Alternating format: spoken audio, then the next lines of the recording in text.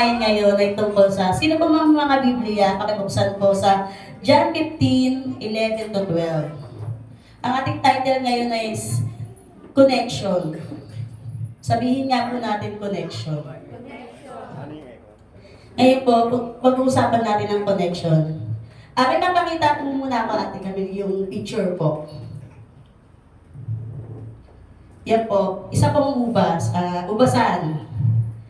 Yung branch, yung mga sanga nito, pag walang connection yan sa pinakapuno, imagine nyo po, malalanta, pangit, bitter, yung buhay. Yes. Pero pag connected po yan sa branch, maganda yung dahon, maganda rin yung mga sanga, malusog. Amen po? Ganyan rin po sa ating Diyos. Pag meron kang deep connection sa Diyos with Christ, you will become joyful. Bakit po? Kasi po si Jesus Christ ang source ng joy. Ang ating Panginoong Hesus Kristo ang pinagmumulahan lahat ng kaligayahan. Amen po. Kung meron man tayong pinakamasaya sa lahat ng pinakamasaya, yun yung Panginoon. So kapag meron tayong deep connection with Christ, meron tayong kaligayahan na nagmumula sa Kanya. Amen? Now, sabi po dito sa John 15:11. Sinabi ko sa inyo ang mga bagay na ito upang mapasa inyo ang kagalakan po at nang sa gayon ay malubos ang inyong kagalakan. Basahin ko po sa English. I have told you this so that my joy may be in you and that your joy may be complete. Amen. Kapag ikaw connected ka kay Jesus Christ, sabi ni Jesus Christ sa kanyang mga alagad, sinabi po kasi sa inyo to, sinabi niya to sa yung puno ng ubas, kung mababasa po natin sa John 15, tungkol doon, yung sinabi ni Jesus Christ, sa buong John po from verse 1, kung hindi po ako nagkakamali, I am the true vine, you are the branches, you have to remain in me. Kailangan niyong manatili sa akin. Yan po yung sinabi ni Jesus Christ. And then, dito sa verse 11, sinabi niya, I have told you this so that my joy may be in you. Kung anong kaligayahan ng puno, si Jesus Christ, yun din po yung magiging kaligayahan ng mga sanga. Amen po. Sabi nga po sa English, I have told you so that my joy may be in you and that your joy may be complete. Ang Tagalog, ang mga bagay na ito sinasabi ko sa inyo upang ang aking kagalakan ay mapasa inyo at ang inyong kagalakan ay malubos. Amen.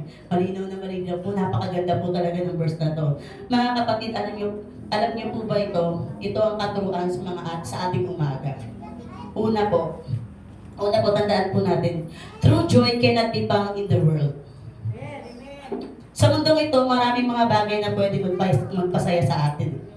Pwedeng tao, maraming tao na pwede magpasaya sa atin.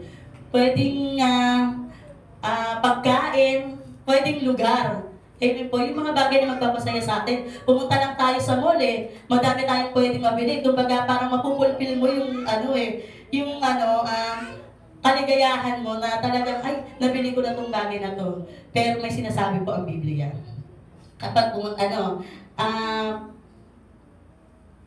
magkakaroon tayo ng kasigayahan, ay kasayahan. Sasaya ka, marami kang pwedeng kainin dyan, magpapasaya sa'yo. Sa mundong ito, madami ang magpapasaya sa'yo. Pero at the end of the day, your heart will remain empty. Sabihin nga po natin empty. Without the Lord Jesus Christ. Amen po. Kung wala ang Panginoong Hesus sa inyong buhay, kahit meron ka ng lahat ng bagay sa mundo, mga kapatid, tandaan natin, you will still be empty. Amen po. Alam mo yung parang may vacuum sa puso natin. Meron kang mga bagay na pinaka-aasam-asam mo sa mundo. Pero malungkot ka pa rin. Yung piling kulang ka pa rin. There's something missing. Sabi nga po ng theologian, ng philosopher, yung puso daw natin, meron daw vacuum. Ibig sabihin daw, merong space dyan that only God can fill. Na tanging Diyos lang ang makakapagpuno. Yung puso natin, kahit ilagay mo na dyan ang lahat ng karangyaan sa mundo, lahat na magpapasaya sa atin, pero wala si Kristo sa buhay, laging empty. Amen po. Laging may kulang. Kasi hindi talaga mahanap sa mundo ang tunay na kaligayahan. Amen po. Pangalawa, tandaan po natin to. True joy can only be found in Christ. Yung totoong kaligayahan, good news po yun yung totoong kaligayahan matatagpuan sa Panginoong Hesukristo. And Jesus Christ is offering His own joy. Kaya napakahalaga po na tayo manatili sa Panginoong Hesukristo. Kung ikaw'y nagsisimulang manampalataya sa Panginoong Hesukristo, nagsisimulang sumunod sa Lord, magpatuloy sa Kanya, kasi kahit anong problema ang danasin mo, o dami mong pinapasan sa buhay, normal yan sa ating mga tao. Lagi tayong may pansanin, may mga bigatin. Na para sa ibang tao, paano nakakangiti? Paano kaya ito nakakangiti? Mukha naman itong stress. Di ba? Kung di mo siya tatanungin, ang bigat-bigat para ng dinadala niya. Pero nakakapag-rejoice pa rin, kahit ang daming problema sa buhay. Ang kadalasang sagot po dyan, mga kapatid, walang iba, ang Panginoong Hesukristo. Amen po. Because He is our source of joy. If you are remain in Christ, you will have the joy. Christ in our joy will be complete. Na kahit ano pang masama sa paningin ng mundo na dinadanas natin, meron tayong kaligayahan. At yung kaligayahan na yun ay hindi nakadepende sa mga bagay sa mundo na pabago-bago. Kung kaligayahan natin ang nakadepende sa Panginoon, kung ang Panginoon nakatingin lang sa kaligayahan natin, si Jesucristo na hindi nagbabago. Yung mga bagay sa mundo nagbabago Pero yung kaligayahan na binibigay ng Diyos, hindi nagbabago. Amen po. Pangatlo po, this is crucial mga kapatid. True joy can only be experienced when we obey Christ. Yung tunay na kaligayahan, mararanasan po natin kung susunod tayo sa Panginoong Hesukristo. Kaya napakahalaga na nakikilala natin si Jesus Christ, na lumalagay tayo sa mga kaalaman kung sino ba si Jesus Christ sa ating buhay. At the same time, lumalagaw rin tayo sa pagsunod sa ating Panginoong Hesukristo. Laging dalawa yun. Hindi pwedeng nauunawaan mo si Jesus Christ, hindi pwedeng nauunawaan mo si Jesus Christ, nakikilala mo siya, pero yung pagsunod mo sa Kanya ay naiiwan. Dalawa po kasi yun Kasi meron pong kilala mo si Jesus Christ, pero yung kasalanan mo na ginagawa, ang isip natin, ay, mamaya ko na lang gagawin yung kasi maunawaan naman ako ni Jesus. Hindi po pwedeng ganun. Kailangan pag sumunod tayo, is, pag kilala natin si Jesus Christ at nagiging followers na tayo, susundin natin siya. Ang mga bagay na alam na nating mali, huwag na nating gawin. Kasi meron po kasi tayo minsan na na okay lang, may intindihan naman ako ni Lord, mapapatawad naman ako. Gets niyo po yun? Kailangan sabay yun, pagkilala kay Kristo, pagsunod kay Kristo. Kailangan po sabay. At habang nasunod ka sa Panginoong Hesukristo, kahit ano pang danasin mo sa buhay, kahit ano pang problema yan, magiging masaya ka. Kasi alam mo, in your heart of hearts, you are obeying the Lord Jesus Christ. Amen? Sabi po dito sa John chapter 15, pag binasa niyo po yan, titignan natin maganda po. Pumupisahan natin, mas maganda pa kung umupisahan natin sa verse 1. Kasi doon po sa verse 1, nakikita po natin sinasabi ni Jesus Christ, I am the true vine and you are the branches. Kayo ang sanga, ako ang pinakapuno, kaya kailangan niyong manatili sa akin. Sa verse 9 po, sabi po dito, as the Father has loved me, so I love you. Now remain in my love. Sa verse 10 po, if you keep my commands, you will remain in my love, just I have kept my Father's commands and remain His love. Amen. Ang pag-ibig ni Jesucristo ay hindi nakabase kung sino tayo. Salamat sa Lord kasi pure grace yung binibigay sa atin ng Lord. Hindi tayo minahal ng Panginoon na base lang kung sino tayo. Kasi kung nakabase ang Lord kung sino lang tayo, wala, basahan lang tayo. Hindi tayo kamahal-mahal. Kung nakabase ang Lord sa kung sino lang tayo. In the first place, Isa lang tayong madumi o tinatapak-tapakan lang. Sa dami ng kasalanan at karumihan ng ating pagkatao. Pero salamat sa Lord, kasi minahal nga tayo. Sorry po. Nagiging emotional po ako. Kasi iba din kasi talaga yung pagmamahal ng Lord na binibigay sa akin. Habang ginagawa ko po ito, alam po, iba talaga pag nagbubuhos pa ang Lord sa'yo. Kung paano minahal ng Ama ang anak, ganun din tayo minahal ng anak. Kaya secure yung pag-ibig ng Panginoong Jesucristo. Amen po. Now, sinasabi ni Jesus Christ sa atin, anak, you see that love, ganyan ko kayo kamahal. Hindi yung nakabase sa inyo. Ito yung nakabase sa pagmamahal sa akin ng Ama. Sobrang sarap sa pakiramdam na may nagmamahal sa'yo. Hindi tao, pero alayin yung Diyos na makapangyarihan, walang pakialam sa anumang dumi na meron ka. Kung ano yung pagmamahal na binibigay sa kanya ng Ama, ganun din yung binibigay niya sa atin. Amen po. Sabi pa, now remain in my love. Manatili kayo sa aking pag-ibig. Ngayon po, paano tayo mananatili sa pag-ibig sa ating Panginoong Jesucristo? Sabi po sa verse 10, if you keep my commands, you will remain in my love. Just I keep my Father's commands and remain His love. Yung keyword po dito, remain eh. Yung salitang remain. Manatili. Amen po. Kung paano ang sanga ay mananatili sa puno, tayo mga disipulo ay dapat manatili sa Panginoong Jesucristo. At habang nananatili tayo sa Lord, kumbaga yung sustansya ng puno, umaagos sa puno, sa mga sanga, patungo sa mga sanga. Yung kaligayahan ng Panginoong Jesucristo, nararanasan din natin because we remain in Him, we remain in Christ. Amen po. Kaya based on this, sabi ni Jesus Christ sa verse 11, I have told you this so that a joy may be in you, that your body may be complete. Kaya mga kapatid, meron po talagang kaligayahan sa pagsunod sa Panginoon. Amen po. Kahit anong problema ang danasin mo, kahit gaano kalala, basta alam mo sa puso mo, sumusunod ka. Sumusunod ka sa Panginoon. Magiging maligaya ka, sasaya yung buhay mo, magiging masaya ka kahit marami pa ang bagay na wala ka.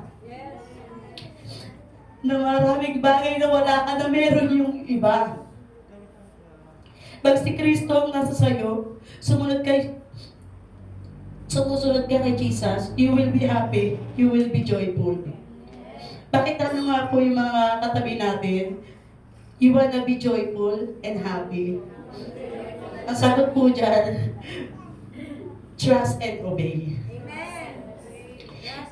When you know Jesus Christ and when you obey Jesus Christ, ang kasunod niyan, joy, kaligayahan. Magkakaroon ng joy o satisfaction na madalas hindi mapaliwanag ng mundo. Pero you know in your heart that you are joyful, you rejoice, you are in Christ. Amen. Now po, paano naman po natin may apply sa ating buhay? Lahat ng ating tinalakay. Una po, stop looking around. Look up. Huwag na tayong tumingin kung saan pa. Tumingin lang tayo diretso sa Lord. Tumingin lang tayo sa taas. Minsan naghahanap tayo ng kaligayahan, minsan patingin-tingin tayo sa paligid, minsan sa mga tao, minsan hinahanap natin ng kaligayahan sa ibang tao. Ang ending, yun, broken. Broken hearted lang talaga tayo. Hinahanap natin yung pag-ibig, yung acceptance, yung recognition. Minsan gusto natin maging place to belong. Yung laging nakatingin sa paligid natin kung saan ba tayo naging masaya, hindi lang sa tao, kung minsan pa nga sa mga bagay. Yung tipong kailangan magkaroon ako niyan, kailangan ko mabuntahan yung bagay na yan para lang maging masaya ko. Pero nauuwi din sa pagiging malungkot kasi we keep looking around. Pero mga kapatid, All you have to do is to look up. Yes, look up po. Hindi po Raisa. Stop looking around. Just look up. Tumingin tayo sa ating Diyos, umibig sa ating ng lubusan.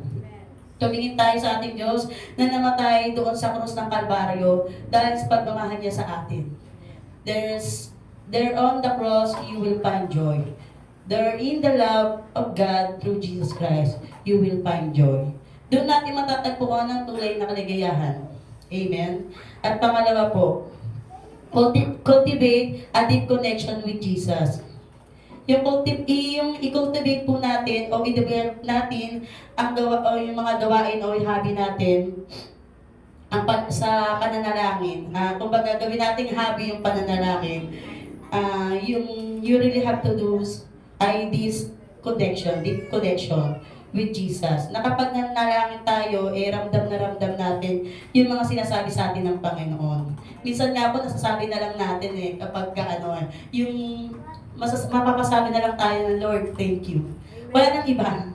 Diba? Mapapasabi na lang talaga tayo na sa dami-dami ng ginawa niya, kung parang sasabihin mo na lang, wala nang iba kang sasabihin, hindi mo na pahabain pananalangin mo. Sasabihin mo na lang, Lord, thank you.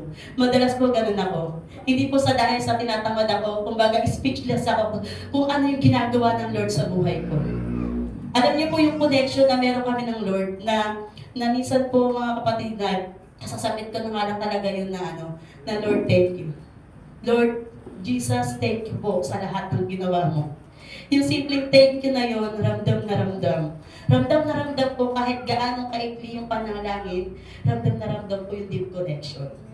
Hindi kailangan mahaba yung panalangin Ang mahalaga yung sincere. Na you mean it, you really have deep connection with God. Ganun din po sa pagbabasa sa salita ng Diyos, deep connection, sa pagbabasa ng Biblia.